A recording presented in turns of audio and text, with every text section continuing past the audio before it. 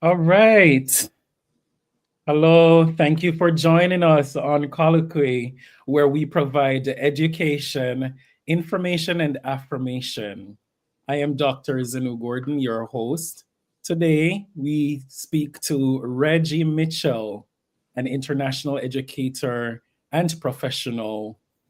Prior to entering the field of school psychology, Reggie has been a special education teacher, adult education instructor, and a psychometrist. He completed a Fulbright assignment in Northern Ireland and English language fellowship in South Africa. A proud graduate of Spelman College, Still, Reggie is Stillman College. say it one more time. Stillman College. Sorry, my bad. Of Stillman College. Thank you, Reggie. Thank you so Mhm. much. Of Stillman College. Reggie is the president of the newly activated DFW alumni chapter. He's a member of the Rotary International Fulbright Alumni Association, the Kappa Alpha Psi, currently working in the field of school psychology in the DFW, Texas area. Reggie owns and operates his own contracting and consulting business, Mitchell Education Services, where he works closely with the test publishing companies and the data collection and field research companies. He serves as a board member of the Alabama Fulbright Association and a past board member for Global Ties Alabama. Reggie holds a graduate degree from the University of West Alabama, Special Education and Counseling Psychology, and the University of Alabama, School Psychology. Reggie Mitchell, welcome. Thank you. Thank you. I was wondering who you were talking about there for a second. Of course, that's you. Impressive, man. The work you've been doing, the accomplishments that all the accomplishments you have. I am truly impressed. Good to have you, and happy Black History Month to you. Absolutely, and likewise. Thank you so much. So, Reggie, I first met you at NASP convention. I'm not sure if you remember, in Chicago, 2018. And from the first time we spoke, I was always impressed by your vast professional experience and your knowledge. And so today, we're going to be talking about navigating school psychology in 2025. But before we dive into that, I want you to tell me a little bit about the Fulbright assignment. Absolutely, absolutely. And yes, I do remember meeting you in Chicago. I didn't know if it was Chicago, but coincidentally, I still have you saved in my phone on the contact as Zanu Gordon in, Yes, as intern. right, correct. I guess I need to change that now. Indeed, definitely. Yes, we need to make that Right, change. right. Well, thanks for having me. And I'm always delighted and honored to speak about my experience, my background, and my training, and where it has gotten me uh, where I am today. So I'm very honored to be here. So you want to know about Fulbright? So you just jumped right into it, huh? Uh, Absolutely. well, Yes, definitely. but I have to digress first to tell you how I ended up there. Does it make sense, or you just want me to jump into the Fulbright? You can, yes, go ahead and tell us about it. So, at any rate, the I participated in the Fulbright Teach Exchange program, and that was in 2006. Oh my God, that's been almost 20 years. Can you believe it? Not when I'm only 25, but anyway, it's been almost 20 years ago. I participated in the Fulbright Teach Exchange program. My assignment was in Belfast, Northern Ireland, a part of the UK, and how did I end up there? All that kind of thing. Well, before I move forward, I must tell you I had the best time of my life. I had no idea what I was doing, but I was doing it. You know what I'm saying? Yes. So I was teaching, as you mentioned earlier. I am a credentialed special education teacher, and I was teaching at that time in Alabama. Things were going well. I mean, I was for the most part perfectly happy. Teacher, and I think I was a damn good teacher. In fact, I ran into my first principal during the holiday time when I was back home visiting, and she was saying how good of a teacher I was. I said, yeah, I was young then, you know. But at any rate, I said that to say that things were going relatively well, but I knew I wanted a change, you know. I was going teaching the kids, working with my colleagues, working with my parents, but I wasn't really feeling accomplished, if that makes sense. So Yes. I was at a conference, the National Education Association NEA annual meeting. It was in New Orleans. I wasn't in Dallas. It was in Dallas. Coincidentally, I'm back in Dallas. It was in Dallas. I was there in 2004, and the Fulbright there was a booth there, and I'm familiar with Fulbright, and I know it's a very prestigious type program. So I was you know, I'm just over there talking to him, not really seriously considering going overseas, not like that anyway, not for a whole year, maybe for a weekend. Right. But, so I went there and I chatted with the gentleman. Then this is before, you know, cell phones or social media it is today, you know. So I did the little leaflet card. And so within 2 or 3 weeks, they sent me an application in the mail. I looked at it, I was like, you're right. I got it and threw it in the closet. These people are not going to remotely interested in selecting me. So maybe a month or two later, I was in that closet looking for something else, and I came across that application. I said, you know what? You know, hey, why not? You know, so I completed a lengthy application. And lengthy, you have to have resumes and reference letters and all this kind of stuff. I submitted it and submitted it in. You know, like I said, what do I have to lose? So, you know, in a short amount of time, I received the confirmation from them. We received your application and we would like to offer you an interview. I said, they must be desperate. So, so I'm like, okay, well, maybe it's going somewhere. I don't know. So I went for the interview. I remember being a Saturday morning at Auburn University. I went there and it was a panel of maybe like 6 people, all Fulbright, professors, researchers, all these kind of people. They were quite bougie, but I'm bougie too. So of course. I'm ready. So anyway, at that time, President Bush just had gotten reelected for his second term. So, you know, it was a bit, you know, heated situation like it is now with Trump. But anyway, it was a bit heated situation during that time. So, and I said that because that was a question that they asked me in the interview. How are you going to respond to these people when they say you are reelected this dumb president for a second term? I'm like, well, I ain't vote for him anyway. But anyway, so, I mean, it was all questions like that. It was nothing classroom management curriculum, but it was like, how are you going to represent the USA? How are you going to handle criticism? How are you going to show patriotism? I'm like, wait a minute now, you know, I'm just trying to go and teach the babies. So obviously I gave them what they wanted to hear. So a few weeks later, I received, this is before email, I received a letter in the mail saying that you passed the interview process and we would be offering you an assignment. And I'm like, wow, they definitely desperate. So, so I went to Belfast, Northern Ireland. I was there for a year. Like I said, having a time of my life. I was assigned to a, what we would say here, what we say an alternative type treatment facility. These kids were all Irish. Well, the British too, because Northern Ireland has that mix. So let me make sure. Irish. Yeah, I'm gonna give them their proper credit there.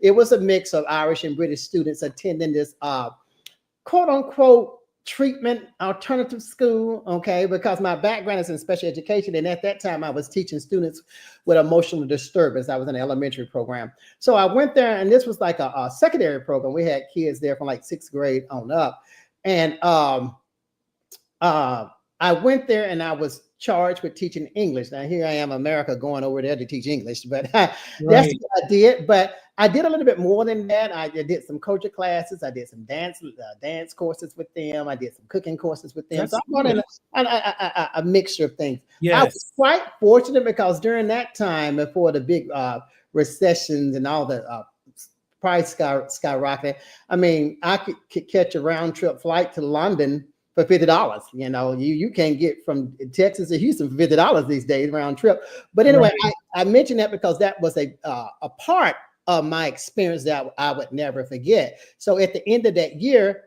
I had gone to maybe 20 countries countries before the end of the year, because, you know, over in Europe, it's just so easy to go to the next country. You know, you got your passport, you know, at that time they were very appreciative of Americans. I don't know about now, but they were very thrilled, when you would come visit, because they're, the UK alone, you got Scotland, England, and Wales. In the UK, that's 4 countries.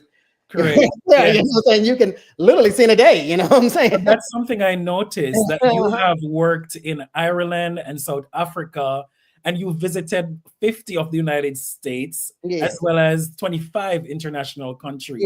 Yes. You lived in 5 of those countries, Right. and across 4 continents. Right. So you're considered pretty much as a cosmopolite, pretty much. Yes. That's what I told And so that experience, you are an experience now, Reggie. As an American, how did you navigate the cultural and linguistic differences in these countries and continents? Well, good question. I also spent time in Taiwan and Japan, so I want to mention those. Wow. I was there as well, the ESL component. Well, Ireland wasn't too terribly bad because Europe and America has a lot of similarities, so it wasn't too far off the beaten path. But those accents, because they have very strong accents, the Irish, that was a bit challenging. And then I grew up in the South. I'm from Alabama originally. I do consider myself a southerner country boy. My hometown maybe has 1,000 people in it, and I'm not an alcoholic or whatever. See, drinking it's a part of that Irish culture, well, in Europe in general. So I had to get adjusted to that. But the friends and the family and the colleagues that I met there, I will always treasure. Now, I failed to mention that I did an exchange. Well, I did an exchange program. So there was an Irish gentleman that came to Alabama and served in my position for a year, and I went there and served in his position for a year. We literally exchanged livelihoods. Right. I lived in his house. He lived in mine. I drove his car. He drove mine. I was a little bit more fortunate because his family just literally lived right up the street from me, whereas my family was a little farther. So he didn't really get that full advantage that I have. But navigating the culture differences, again, Taiwan, not Taiwan, where? Oh, Ireland wasn't too Ireland and South Africa.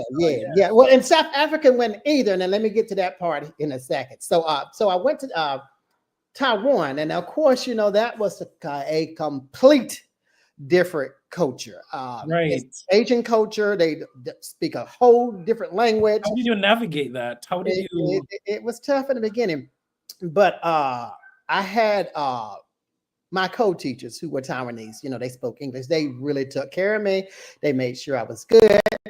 And, as people got used to me being in the community, they just opened up. And don't get me wrong, they were never closed. It's just that they had never met a Black American. Right. Never, because, they see us on TV, and this applies to all of the countries I've been in. They see us on TV as Black males. What do they typically view us as? 2 or 3 things. What do they view us as? Go ahead, tell me. Yes. A celebrity. Right. An athlete or a convict. Wow. Yes. Wow. One of the 3. I was constantly asked if I played basketball, if I played football, have I been to jail? Do I have a gun? Have I killed somebody? And a rapper. I did say celebrity. Yeah. And a rapper. I was asked those constantly. So when people would talk to me and they realize, well, he's an average Joe. I mean, I said, all Black men in America are not celebrities. We're not athletes. We're not rappers. How often did you find that happen, though? How often did they Quite often. Quite often. Now, I do remember, because I'm working with the students now, in Ireland, because they spoke English and our coaches are quite similar or whatever the case would be. I mean, I would go into these small townships walking and people would be coming out the doors, looking out the windows like, that Michael Jackson? Michael Jackson was alive at that time because they had never met a Black person. Right. It became a bit overbearing. Yes. I just got so tired, and I had to take a step back and realize this is definitely a culture shock to them. Whereas in Europe, you do have Black people there. They mostly Africans, are from the islands or something. But in Taiwan, a lot of those people had never, ever met a Black person. So again, once, and this goes for all countries, once they realized what I was there doing, they really showed a lot of hospitality towards me. Like I said, in Taiwan, and again, Taiwan was really never closed. It's just that I was a new thing for them. Yes. Almost like Jesus had returned. Yes, sir. Yes, Wow. Well, thanks for sharing that with me. And then I want to ask you, from being a special education sir. teacher to an adult education instructor, how did you end up becoming a school psychologist and operating your own contracting and consulting business? Right, I've asked myself that quite often. So here's the deal. Okay, so when I was in grad school doing my special education training, I was at the Center for Emotion Disturbed Center in Alabama, in Tuscaloosa, Alabama. Brewer Porch is now closed, unfortunately. I just hate to see when our resources like that close. They just closed Right. it this past summer. I was just so devastated to hear that because those kids really did need that service. They do. So, at any rate, and that's just the downfall of mental health in general in this country, as you know. So, I was there doing a practicum, and that was a lady there, Angelina. I can't remember her last name. She was doing her doctorate in school psychology, so she was doing her internship. So, she had a session on what is a school psychologist. So, I went in there, she was talking and presenting this information, and I was like, okay, I like this. And I was answering the questions. She was giving sample IQ questions, and I was killing it. She's like, Reggie, Right. you really need to consider doing this. I guess so. Well, I say that to say that in undergrad at Stillman, which you mentioned, and this is our homecoming week, by the way, Stillman College. All right. Stillman. Yeah. Now this is in the early 90s, because I'm a little older than you now. We didn't have psychology as a major. We had it as a minor. I remember, but we had to take intro to school science. We had to take intro to psychology. It was a requisite, you had to take it. Right. So I took that and fell in love with psychology. Dr. Sprayberry was the best instructor. I fell in love with psychology, but we didn't have psychology as a major. And of course, my mom and dad was not going to entertain me transferring, going to some other school. Set your butt down and find. Right. Yeah.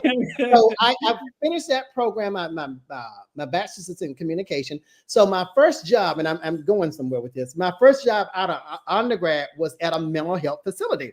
I was working with adults with intellectual disability and developmental delays. Okay. Yes. And I was doing some job coaching and job development there in that program. I remember going, some high school kids I was assigned to, that was 4 of them in the community. I would go over to their high school and pick them up and take them out on the job and that kind of thing. So that's what attracted me to the school. We went to this elementary Halloween party, and this little fella, he was wheelchair bound.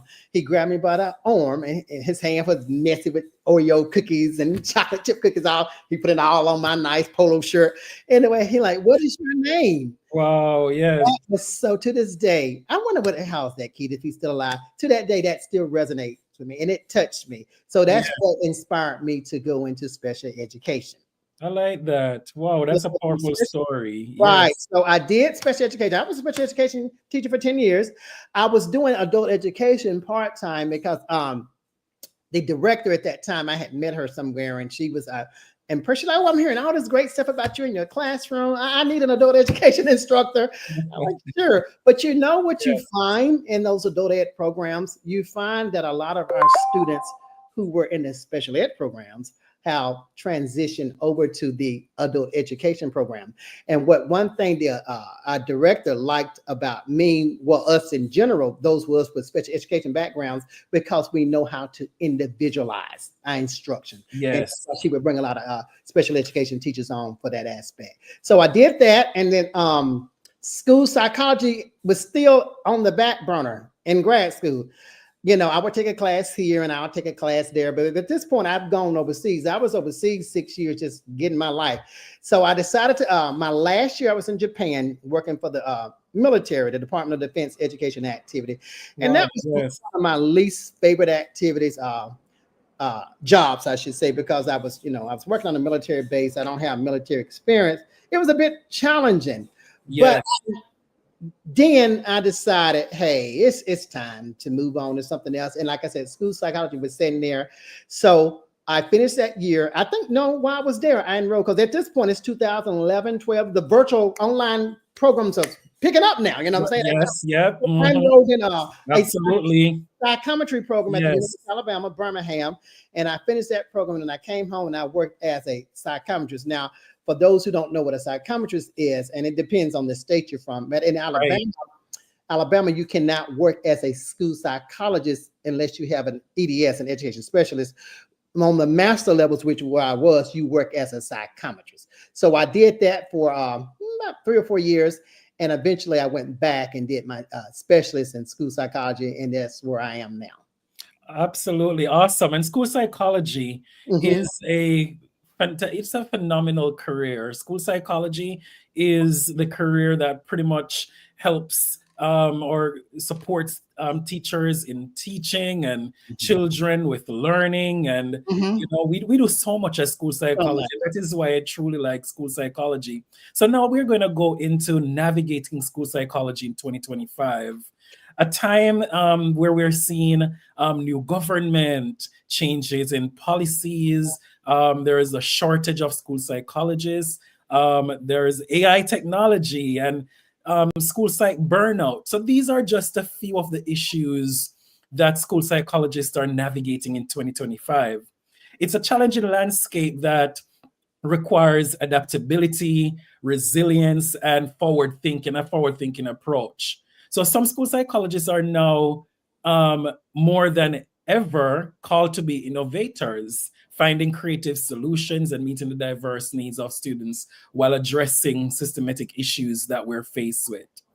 Now, I want to ask you this question. What, with the rapid changes or the rapid change in landscape of education, what strategies do you believe are essential for school psychologists to effectively support students in 2025? That's a great question, a heavy question at that, because my answer would be based on the facts that you just presented. There is an extreme shortage. There's a limited funding. This unfortunate because of that is becoming high burnout. Which I hate that because, when I first got into the field or whatever, I was energized. Now, yes. A colleague of ours in our GroupMe page, and I don't know if you read it, he wrote, McKinney, I believe is his name. I don't know if you saw his statement. And that's the reason why I went into school psychology. What was the statement? He said something about, off the top of my head, helping the students, working with the families, being an advocate, working with the school administration, and how they know that you are a resource. Now, I still hold that firmly to today.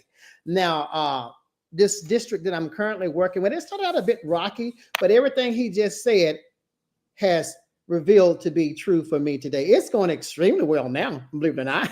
Yes. After I had to email the director to remind her one or two things, it's going great.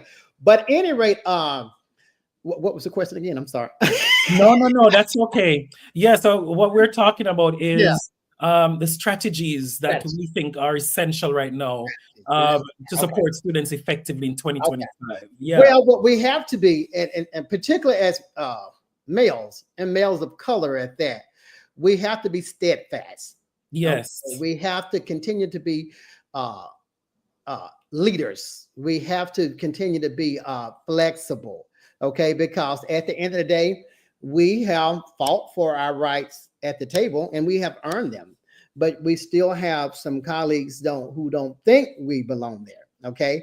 So a strategy for any school psychologist I would recommend is, like I just said, being steadfast, being unremovable, being professional, advocacy, advocate for yourself, because if you don't, a lot of these districts and schools will take advantage of it. A lot of times we are out here alone because you have some school districts that, 3, 4, 5,000 students and one school psychologist. Right. Yes. You're constantly being attacked, people coming for you at all left fields. Well, little Johnny is ID, little Johnny is ED. Mary should have qualified for SLD, but you made a ID. Bruh, I know what I'm doing. I got this, okay? I'm trained in this. Don't get me wrong. I'm not to the point where my decision is final. I do bounce my findings, off my colleagues, collaborators, because this is a collaborative field. We have to collaborate with the SLPs, the OT, PT people, the special education teachers. Now, of course, the administrators, the parents, but our main go-to people as school psychologists are our other related service professionals, such as SLPs, OT, PT, even out there. I know I'm leaving somebody out. You're correct. Our team pretty much, yes. Right, and the behavior specialists, those BCBA people, the clinician Right, team. So right. we So we have, collaborate with them, like you said, because one right. of the NASP Uh-huh.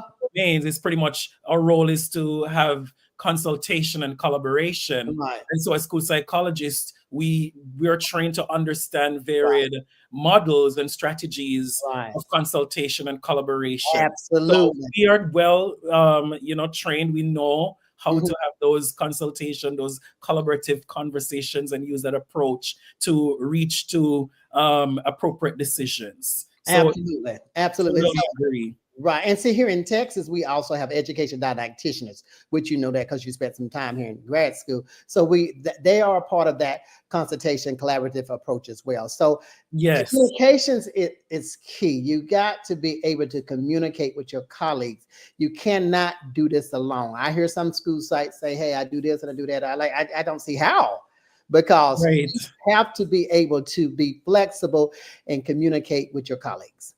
Definitely. So Mhm. I agree. So in 2025, as school psychologists, for us to truly have an effective year and to effectively support students, it's important that we learn to have the collaborative and consultative conversations and be open to having that form of system going where we can work together collaboratively. So I totally agree Mhm. with you. Um, I do know, and as you know too, there is conversation around eliminating the Department of Education. What is at stake here? What do you think is at stake? If the Department of Education is to be eliminated, what is at stake? What is the Department of Education? What is that about, really? A lot, a lot is at stake. The Department of Education, and prior to this coming about, a lot of us, me included, we knew the Department of Education exists, but we didn't really know the history of it. The Department of Education was created under the former, recently deceased President Carter, Jimmy Carter, because he saw a need for, schools and states to at least be synchronized. You had some states flourishing and you had some states just barely making it. And it's still the case today. So I'm just baffled that the current administration would even think that that even is a good idea. Uh, Now, how that relates to school psychology, as you know, school psychology falls under the special education umbrella. Special Right. education is a federal funded program. If you get rid of the Department of Education, U.S. Department of Education, what does that say for special education? I'm in Texas, you in Illinois. I have colleagues in Ohio, Alabama, California, all over these 50 states. Illinois may have school psychology on the route. You have a beautiful program, but I just travel right down the street to what's your neighboring state? What, Michigan? What y'all doing? Somewhere Yeah, up there. Michigan, It, Indiana, which it yeah. could be a flop there. There is no consistency, and there's not going to be any checks and balances. With that being said, our kids, our families are definitely going to lose out tremendously here, because as I mentioned earlier, you got some districts don't even have school psychologists. Okay. You Mhm. get rid of the Department of Education where the funding is coming from, we won't have any at all. So that's going to definitely impact our profession with them eliminating the Department of Education. Now, we Mhm. mentioned Stillman earlier. I'm an HBCU graduate. HBCUs fall under that Title III, title the funding. Right. It's so much at stake here just outside of K-12. Those babies got to eat. That's federal funding. Okay, financial aid for any college students, PWI, HBCU, that comes from the federal government. I think this is a poor decision, and it needs to be reevaluated. Yeah, so I mean, like you mentioned, the Department of Education definitely plays an integral role in funding K to Mhm. 12 programs, like you Mhm. mentioned, Right, the special education right. program. On top of that, it also funds the after school programs, Yes. Yes. that extends the school day for some Right, kids, right, right, right, literacy programs as well. right. And then you mentioned at the tertiary level that Mhm. it provides support and funding and grants for college Right. students based on their family income. So students, Absolutely. right. So students who from the lower SES would normally be supported through these grants, that are given, the work and study programs that students benefit from, Right. and research also to develop education in the country. So the grant, or the Department of Education also funds some of those research and data collection, the research on educational reform, all of that. So very pivotal role the Department of Education play. And like you mentioned, that is definitely at stake. So I thank you for sharing that. Absolutely. Thank you for sharing that. I want you to tell me a little bit about, as a school psychologist, we know too that, AI, artificial intelligence, is now a thing, and lots of school psychologists are now using AI in their practice, whether it is in report writing or for counseling or for other interventions. What are your thoughts on AI usage? Well, I'm old school, brother. And I remember going through my training when we were when Q Global and all of that first came on the scene, Right. and how we were excited. Oh, this thing is gonna score, it's gonna write our reports. I remember school sites saying no, because what that's gonna do is that it's gonna replace us in human form. Yeah, yeah. So don't get me wrong, AI, I haven't really used it, but I do know some school psychologists who uses it often. In fact, our colleague I know Dr. Baron McClure he has a platform of that. School Psych AI, or AI School Psych program going. Yes. We're not going to be giving Byron plugs up in here, even though he's poor. Anyway, he knows we always look out for our brother. Absolutely. We got to look out. Exactly. So with that being said, I hadn't really, ventured over into AI as much, but I hear it is, quite resourceful. Now, recently I was reading in one of the school sites platforms online, especially with the BAS and stuff, how people are utilizing that. I just wish that people don't rely heavily on that, because technology, always fail. We have to make sure that we're giving our students full benefit, services. But to each their own. But I hadn't really got into AI, which I guess if I'm gonna stick around in this profession, I need to, because it's obviously the way to go now. Yeah, I mean, I've been hearing a lot of psychs having conversation about it, how it's really helped them to be more efficient and, I don't see how, but yeah, more productive. And I'm like, that is awesome. Yeah. I mean, I checked it out. I have gone on the Sophia, the school psych AI that Dr. McClure created. And I can see it definitely plugs out. It produces a thorough report. Okay. My concern with with AI is how it provides that personalized, human-centered psychological care. So we know that because of the like you mentioned earlier, the humanness, that piece is not there. And so if you just ask AI to print out a report for you, it's not going to talk about some of those observation, right. And that's my thing with that, because it's not going to pick up everything I wanted to see. I still have to go back into the report and put my additions in there. Yeah. And we know that observation is important. We know we want to see the student is fidgeting. We want to see if the student is able to pay. We want that kind of information to help us to decide what the disability is, if qualified for one. So you are right. So it's definitely that's a con I find for it, and something I always wonder about. I don't use it that much, to be honest. I think I'm going to join you to say I'm used to that traditional, report writing system, but it's helping a lot of people though. And I find that if it's helping your practice, then by all means. Yes. I have a colleague that uses that. Is it Chat GP or something? There's Chat GPT as well, yes. Yeah, so he showed me, and it printed out a whole ED report, like, bruh, I just can't. A whole ED report for a a sixth grader, and with emotional distress, like, gosh. But again, it didn't have all your observed data in now. So you do have to go back to information. Definitely. Yeah. So we need that qualitative piece.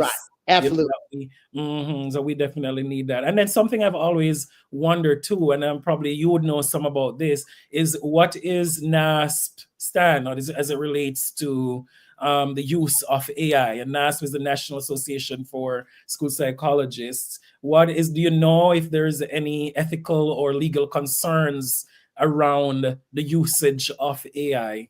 I haven't heard per se about AI, but of course they need to start addressing it because it's definitely a hot topic now and it's ongoing. But as part of the codes, the NAS codes and the APA codes, it does speak about being using proper instruments for confidentiality and security purposes and those type of things. So I just wonder how that would relate to those NAS and APA codes.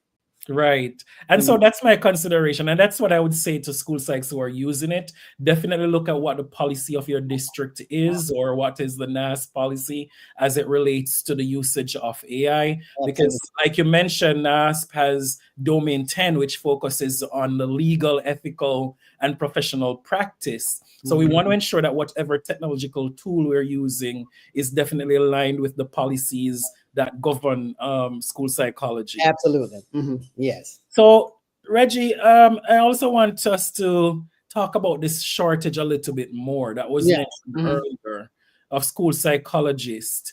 And how do you think we can attract more professionals in this vital role? And we know that you and I, we are like, we are there are not a lot of male school psychologists, Black male school psychologists, or male generally. How can we address this shortage? Well, NATS does have that student that student recruitment type program that Charles has been leading. Dr. Charles Barrett. Yes, in that program, he does a fabulous job with that program, and I think that's a great start. I actually did that training in my internship, my practicum. I did it one of my senior classes. But programs like that, student outreach programs, going to colleges and universities, is a start. What you find is that because we are school based, a lot of people don't want to go into the school route. You find that because they look at that people know that teachers are not typically compensated very well. It depends on your district that you go to. Some of us, school sites are not treated professionally or treated fairly. Again, you may be the only school psychologist there with 3,000 students. So the burnout is that. But to recruit, like I said, that NAS program going to the colleges and universities. I think it's called the NASP Exposure Project. Exposure Project, exactly. Yes. I think those are great programs. I try to reach out to people. In fact, it's funny we have this conversation. I just met a young man a couple of weeks ago who said he just finished undergrad with his degree in psychology, and he was trying to decide which way to go. Like, school psychology is the way to go. It's that K-12 school part that people are like, yeah, but I tell them you don't necessarily have to work in the K-12 setting. Right. You can work at that higher education. You can go into private practice, work for the Department of Education. As we know. There's so many places you can. I tell them there's so many avenues that you can go into. Another thing that discourages people, and it's with any psychology program, that long, lengthy internship, and then once we finish with that, there is no guarantee you're going to get employment. So you just got things, barriers that people don't really want to explore. Now, men typically wants to be in leadership, be in administration, or that kind of thing. But I try to encourage them that you can also piggyback on your school psychology background by going into a type role of the magnitude. But I don't know, man. It's hard. But we know that there is a great need and great desire. Every district I have worked for as a school psychologist, there's always a need for more. That is true. And into these education departments, the federal, which they want to get rid of, but these local departments, until they put funding into these programs to properly compensate people, for colleges and universities to properly train people. And because that's another issue. A lot of these colleges, I agree, they don't do their job. They don't do outreach. Now, I'm from Alabama originally, which you know that. In Alabama, as we speak, I think there may be 2 school psychology programs. Yeah, 2 school psychology programs.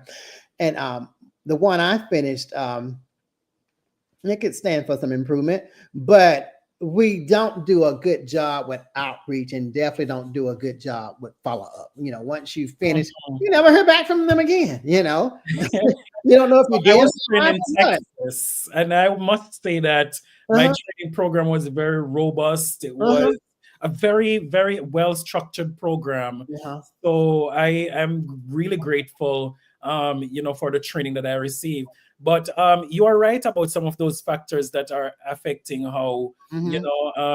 the school psychologists become short, and how, why a lot of persons are not going forward Mhm. towards the school psychology program. A part of it I also find is the traditional way of learning. If school psychology is offered maybe more in a, like online maybe, or they find creative ways to offer the program rather than just Yes. brick and mortar kind of practice or way to do it, then I find maybe that will help, having more school psychologists or persons, in training. Right. And then we also struggle with on the higher ed level, faculty. Hmm. It's a struggle there. So again, I just think the government, is going to have to put more resources, going to have to put more incentives, and definitely put more funding into the program, because as time progress, we're in 2025 now. It's a different ball game now. We get Yes. referrals left and right, and a lot of these referrals are post-COVID referrals, as you know, and it's not necessarily the kids who are having issues. These a lot of adults are having post-COVID Yes. um, trauma, or whatever the case may be, and then not to mention the political heat in this country is not helping these situations. Wow. I mean, you've hit important points. And I also want us to talk a little bit about, as you talk about political concerns, I do know that recently, there has been the announcement by the Department of, um, I think it's the Department of Homeland Security, rather. The Department of Homeland Security, they did announce a policy change to take place as it relates to the Immigration and Custom Enforcement body, the ICE, pretty much being allowed to go into what was deemed under the previous policy, Mhm. sensitive locations. And so I know that in Chicago, what had happened was that the Department of Homeland Security had visited one of our schools. And so that kind of created a kind of scare. Persons were a bit nervous. Absolutely. What's Mhm. going on? So I'm not sure if that is in your district, in your area, if that is now a concern for people or students bothered by this suggestion of change in policy, and how does this affect immigrant students? Absolutely, brother. And that's a very good concern that you made, because it is now a hot topic. In addition to the immigrants, I'm in Texas. The border's just right down the Yes, street. right. You're right. You're next to the And, border. and, Yes. and then the governor here, is very unapologetic, for the most part. So, at any rate, I was just reading an article, was it yesterday or the day before? In addition to immigrants, they're also targeting the and help me with the correct wording, the trans students, Students of the the LGBT LGBT community. That's another mess. category. Yes. The DEI is a mess. The DEI, definitely. The Woke is a mess. I'm diversity. so darn I don't think any of us Mhm. really focused on DEI, wokeness, and sexuality the way it's going on now. Okay, a plane crashes over the Potomac River in DC. What's that got to do with DEI? Absolutely nothing. Well, my point, going back to the immigrants, there was a lady had said it very, she wrote or either spoke very eloquent. Mhm. Just think, oh, the minister, that's what I'm thinking about, that bishop who prayed. Think about these people who are cooking your food, cleaning your Yes. hotel room, working out in that form, okay? What else they doing here? I said the hotel rooms, cooking your food, Pretty washing much your all different hospitals, cleaning these hotel rooms. Mm-hmm. Those people are very happy, they're very grateful, and they are proud to do what they're doing. Now, I'm reading and seeing horror stories where families are being split. Mom is being sent deported, dad's been deported, but the kids are being left behind. That is Mm-hmm. traumatic for them. And as school psychologists, we have to be prepared to try to go in and try to support them and provide some type of intervention, you know. Yes.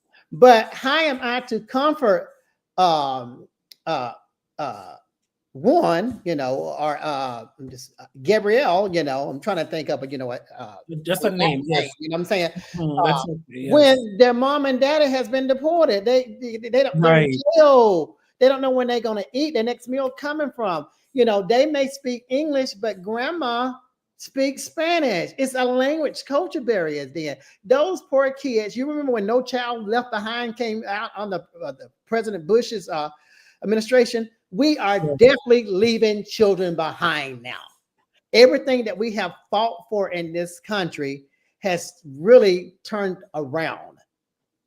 And it's really unfortunate that these people, these hardworking immigrants, we all are immigrants. And none of us, well, of course, we are younger, born here, but our forefathers and those people, they were forced here, We're all immigrants. If those people come here for a better life, let them be. Let them be, because they are invested into our economy and making our economy stronger. So I hear you that definitely, the whole issue of that's going on right now is definitely separating families. Yes. Of course, our students in our schools are bothered by it. And so you find in some states, in some districts, that students are not going to school. Right. And so what would you say to these families who fear sending their students to school because maybe, who knows, they are going to be separated for whatever reason? The child goes to school, goes home, and there's no mommy, daddy, and the families are nervous about this type of situation. And so they're keeping their kids at home. What can we say to families to encourage them to, have their children go to school to get the education? Well, I don't know, because schools were a safe harbor, a safe zone. When you can go anywhere, kids could go to school, but particularly public school, they can go to public schools. They can land here from Mars today and enroll in public school tomorrow. But the way that the current administration is moving, that's going to be a thing of the past.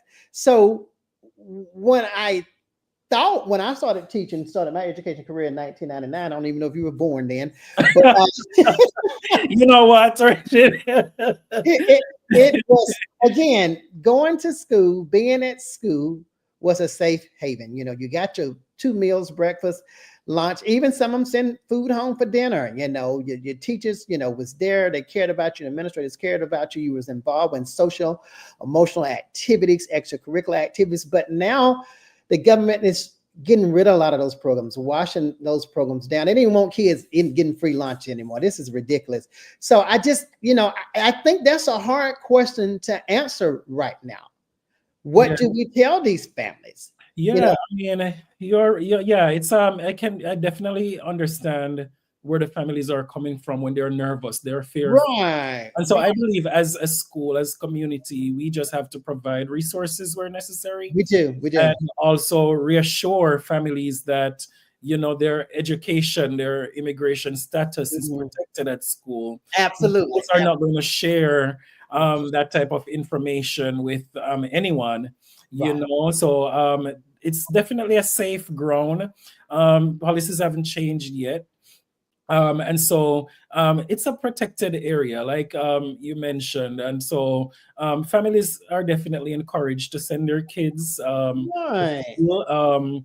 Schools are trained and have policies in place that are protecting students when they're at school. Absolutely. And it's gotten to the point where it's, right now I can speak for, mostly what's going on here in Texas.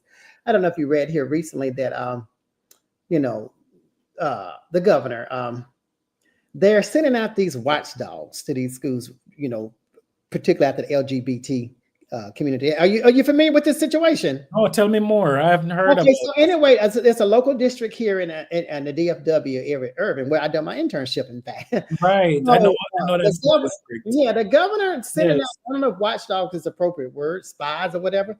Something. Okay, I'm about to call you back. Oh, she's leaving a message. Anyway, sent this spy to that school district to talk about enroll a transgender student or whatever. And so the administrator were like, yeah, we're going to do all we can to make sure that, the student is protected or whatever. So this person goes and reports this back to the governor. And this person has been either fired or leave because they're like, we're not advocating and promoting for transgender students. I mean, I just don't understand what's the issue here now. Again, school's supposed to be a safe haven for everyone, all of our students. That's true.